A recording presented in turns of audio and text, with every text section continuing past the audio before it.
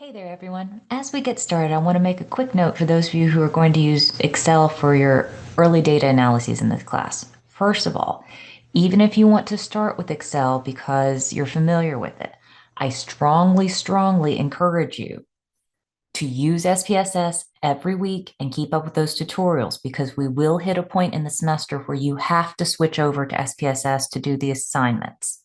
Think of SPSS as a tank versus Excel that's a sports car. Excel is sleek and fast, but it just isn't going to be able to do the heavy lifting for you eventually. And that's why eventually you'll have to know SPSS.